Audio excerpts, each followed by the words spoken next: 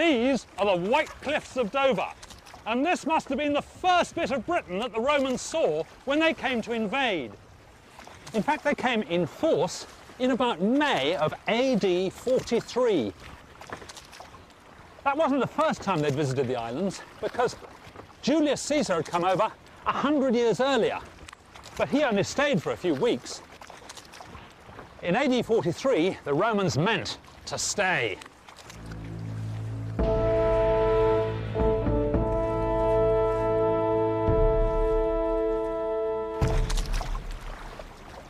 In this series, I'm going to see what the Romans brought with them and what they left behind when finally they went home 400 years later. Why did they come?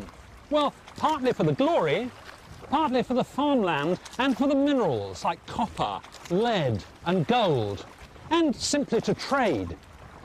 We'll be returning to those things later in the series, but for the moment, let's see how they established their first foothold.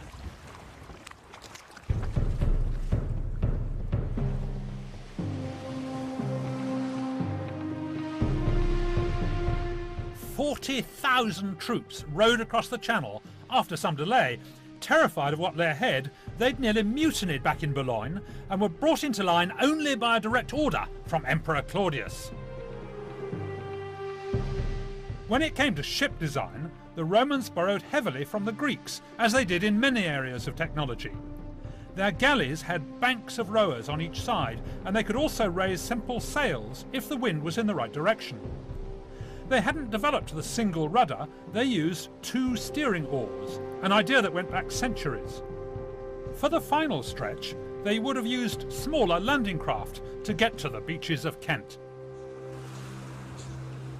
The first Roman fleet actually hit British soil about here, a few miles north of Deal, but in fact the sea has receded a couple of miles in the last 2,000 years. So where they actually landed was here at Richborough, and at the top of the beach, to protect their supplies, they dug a ditch. This is the first scratch the Romans made on British soil. They dug the ditch to keep out all those marauding tribes, but in fact they'd all gone home. There'd been such a delay with the mutiny in France that all these tribes had just got bored. However, they were seriously worried about these British tribes. Even Julius Caesar had said they were very frightening. They made an awful lot of noise, and some were covered in blue woad, but they were badly equipped and poorly disciplined. The Romans, by comparison, were well drilled and well used to a life of fighting. They had, after all, conquered the whole of the Mediterranean and fought their way north right up through Gaul, what is now France. The 40,000 men that invaded Britain were made up of 5 legions, that's 20,000 regular soldiers, and the rest were mostly conscripts from other Roman colonies. And it was these soldiers who made up the cavalry, horsemen from provinces in Africa and Spain. The Romans had the first professional army, and just like infantry today, each one of them was well equipped for a life of marching and fighting. First of all, he had sandals. Very nice, cool in summer, and in the winter they drained very quickly when you stood in a puddle. And underneath you see you've got these lovely hobnails for terrific grip. Really nice. And then moving up is the subligaria, the underwear, but I don't want to tell you too much about that. Then there's the armour, the lorica as it's called. This is what the legionaries would have worn. Quite solid, with sort of flexible bits at the shoulders to give you some movement, but it's heavy and it's quite uncomfortable around the neck. It's probable the auxiliaries wore chainmail, but nobody's really quite sure. Then you've got the helmets, the cassis, which is, this one's very tight-fitting but very comfortable. And you'll see it's well designed. It's got a sort of ridge above the eyes to stop blows coming down. It's got bits around the jaws to stop me being bashed from the side, and a lot of stuff around the back of the neck to stop blows there. So it must have been reasonably safe in here. It's quite tricky to put your specs on, but that probably didn't worry them because specs hadn't been invented. Then we've got the weapons. There's this little dagger on the left here, but the one I like is this, the sword. It's a sort of short stabbing sword. Vicious thing. I wouldn't like to get on the sharp end of that. You can really give a punishing blow. The only real problem is that because of the armour, I can't see the scabbard. It's sort of around the corner a bit, and they must have cut their hands a lot putting the thing away again. Then we've got a javelin, and this was quite interesting because you would chuck this at your enemies like that, point metal is actually quite soft, so when it hits the ground it bends over, and when they pick it up and throw it back it won't do you nearly so much harm. And finally you've got the shield here, and this is quite heavy. I wouldn't fancy carrying this for 50 miles of route march, and it's got a great big heavy boss in the middle, which A is for protection and B is for bashing your enemies on the nose. Quite a useful bit of equipment really, but quite heavy. All in all, when they were marching, they carried about 30 kilograms, which is very much the same as the modern infantryman.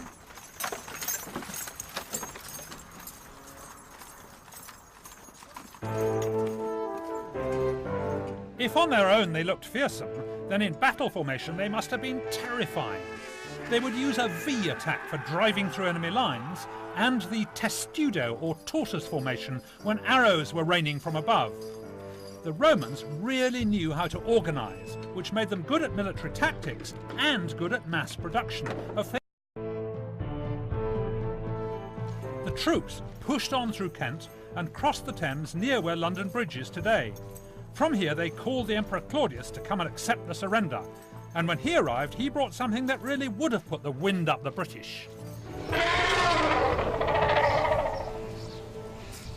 Imagine how terrifying it must have been to see 5 tons of elephant lumbering towards you, especially if you'd never seen one before. It's convincing evidence that Claudius really wanted to conquer Britain.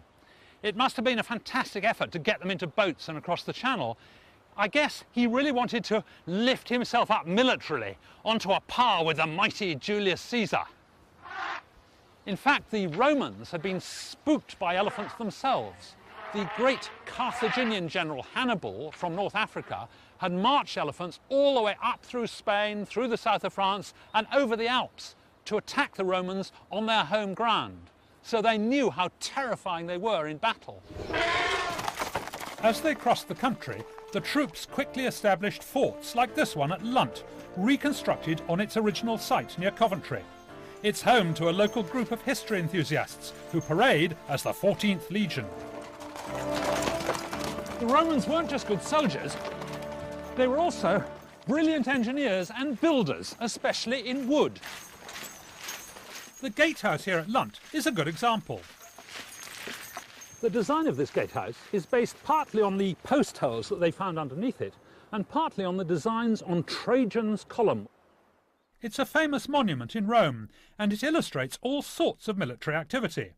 At the top of this scene is the distinctive crisscross timberwork of a gatehouse. All the forts would have been made of wood in the early stages of the invasion, before they had time to settle down and use stone.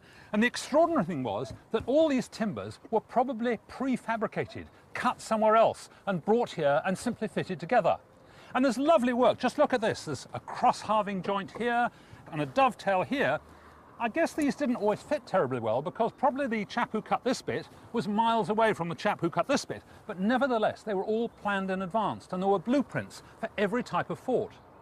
It was entirely different when they went away in the Middle Ages, because then each building was different and every beam was cut as it was fitted in, which was much slower, and of course there were no prefabricated, no plans for all the different sites of building.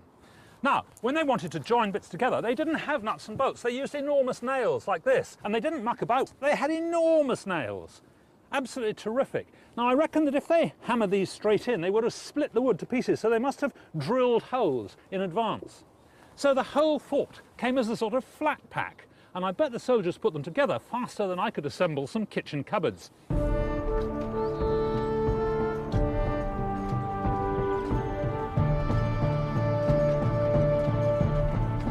This wasn't just any old fort, because in fact it became the horse training centre for the British colony.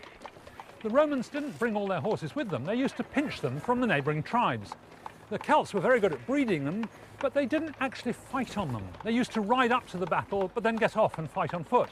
So the Romans had to train the horses for use in battle, because they actually fought on horseback. And what they did was to ride them around and make loud noises and try and frighten them and wave spears in their faces.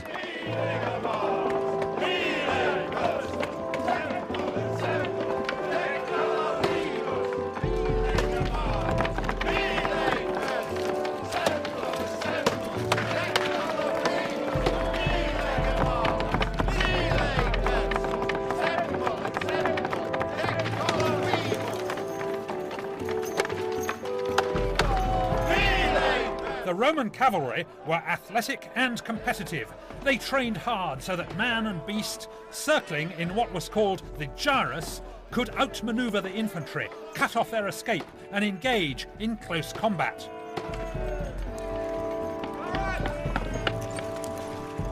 Alan Larson is a rider skilled in Roman cavalry techniques.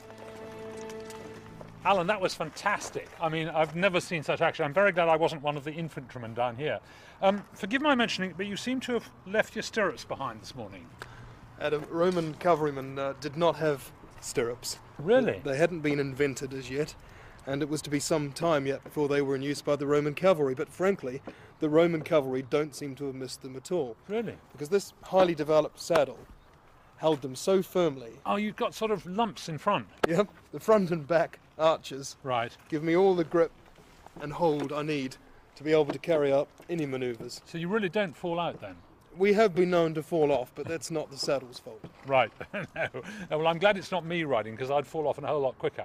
So tell me about the rest of your gear. How about the sword, for example? Right, well, the Sparta is a longer version of the Roman stabbing sword. It's longer because I need that reach to get down to reach my targets Yes. on the ground. Okay. Yeah? Yes. And wouldn't it be easier if it was on the left? Well, if it was on the left, I'd have it there because I needed that extra length to draw it. Right. But because it's short enough to be drawn out like this, Right. it can be worn on my right-hand side. Okay. And how about your chain mail? This is sort of authentic, this stuff, is it? Absolutely. God, it feels Every horrible. link joined to every other in a painstaking process of manufacture. No, it gives me protection, Right. also plenty of flexibility, Yes. and a lot more comfortable to wear than the Lorica Sigmata of the infantry. Yes, I imagine that. Isn't it heavy, though? No, it's not particularly heavy, and at the end of the day, most of the weight's been carried by this fella. Maybe we could watch while you do a bit more of this violent exercise. What's the horse called? This is Matador. Matador. Good luck, Matador.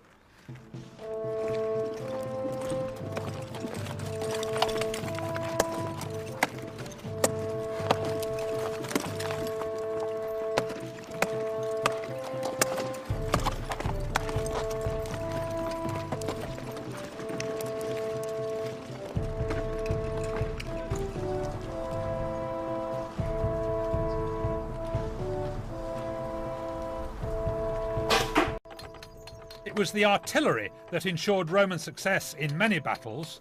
Most of their weapons got their power from the torsion of twisted ropes.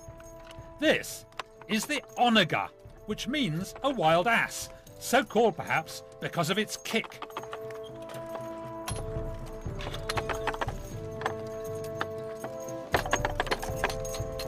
It becomes a spring-loaded arm for lobbing stones at the enemy.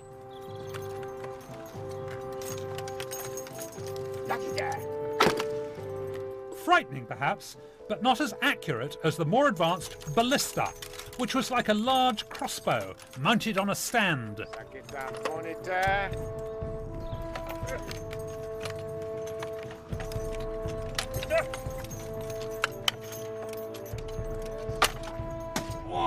It evolved into something very sophisticated.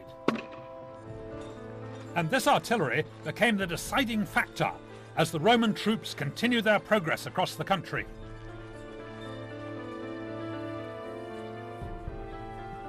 The Second Legion of the Roman army swept westward under the command of Vespasian. So successful a general, he eventually became emperor. He captured the Isle of Wight, and then in the area that's now become Dorset, he came across a number of tribes like the Durotriges. Conquering these people was an uphill job, literally, because not only did they live in Iron Age forts on the tops of hills, but they protected those forts with deep ditches and colossal ramparts like this one, up to 15 metres high. And the Romans had to cross these ramparts to get at the great settlement of maybe 1,000 people in huts on top of the hill. One of the Iron Age hill forts was here at Maiden Castle, near Dorchester. you can still see the massive protective ditch system that surrounded the tribal settlement on top. When the Romans attacked, it must have been a battle royal, because when archaeologists dug up the site some 19 centuries later, they found grisly evidence of what looked like an Iron Age war cemetery. Some of that evidence is in the Dorset County Museum. Well, I've heard about the Durotriges, I've read about them, but I'm really excited to meet two of them in person. Unfortunately, these two young men died in what appears to have been the battle for Maiden Castle. This chap, down near the bottom of his spine, roughly where his belly button would have been, he's stopped what looks like an arrow. It's come in through the front and lodged in his spine. It's the most terrible injury. It would certainly have killed him within a few minutes. And this chap, in the side of his skull, just near his left ear, is an extraordinary square hole. It looks as if it's been cut. And the great archaeologist Sir Mortimer Wheeler reckons he may have stopped a ballista bolt.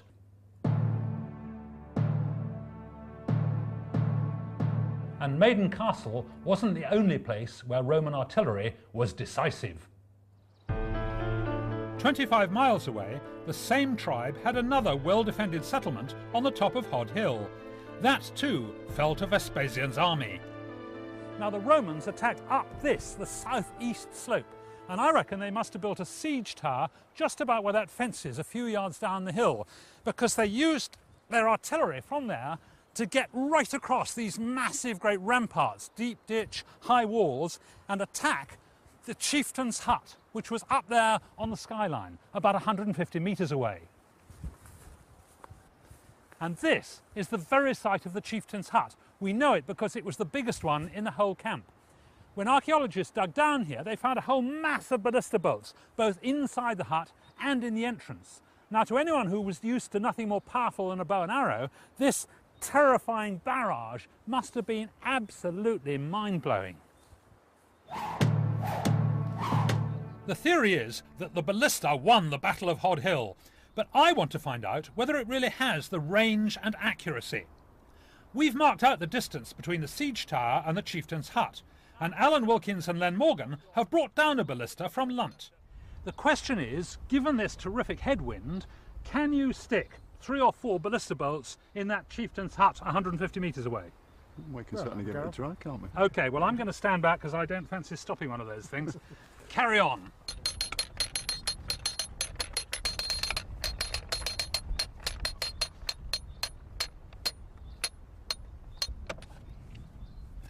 Yep. Try this for a ranging shot. Yakita! Wow. Where was it? It was just slightly to the left of centre, wasn't it? Yeah, Huh? dead on the target, but Did it hit or did it just go over? Well, I thought it went slightly over. slightly, Slightly over. Very slightly over So the down top. a smidge then. Yakita!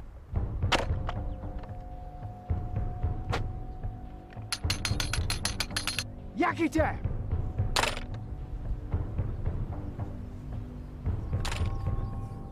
Right from the start, it's clear that the ballista has the range to cross the widest of Iron Age ramparts and ditches. Yakita!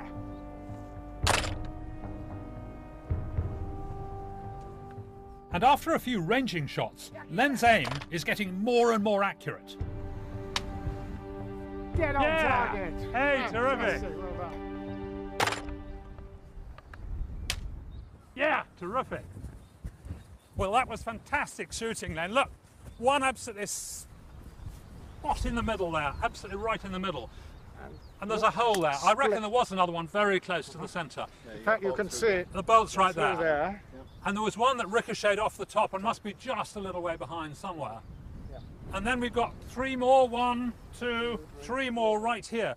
So that if this was the door of the chieftain's hut, he'd be pretty terrified, and I would have thought he'd have surrendered the camp quite quickly, really. I wouldn't want to have these things coming crashing in.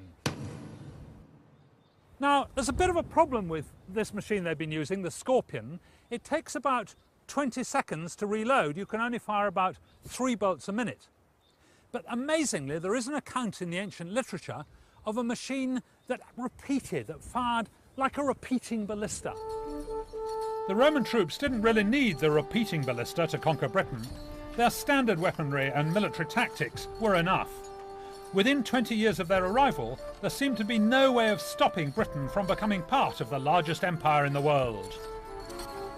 Once the Romans had established their new colony in Britain, they needed to be able to bring in more troops and supplies, and so the port of Dover became a major gateway, as it still is. By day, it was easy to find from the sea because of those huge white cliffs on both sides of the harbour, but at night it was more difficult. So in order to guide the ships in, they built two huge lighthouses, one on that headland and one here on top of the cliffs, and it's still here. This is the original Roman Pharos, now unfortunately hemmed in by these much more modern buildings. And you can see the top's fallen off and was replaced in the Middle Ages, but the bottom half is still Roman, and originally it was 25 metres high. A lookout on the top of the Pharos would have been well placed to check on the Roman fleet out there in the Channel. It must have been fantastic at night, because they lit this great wood fire on the top of the Pharos. This wonderful beacon must have been visible from France, where more Roman soldiers are waiting, trembling with fear, and perhaps it gave them the idea that Britain wasn't quite such a frightening place as they'd been led to believe.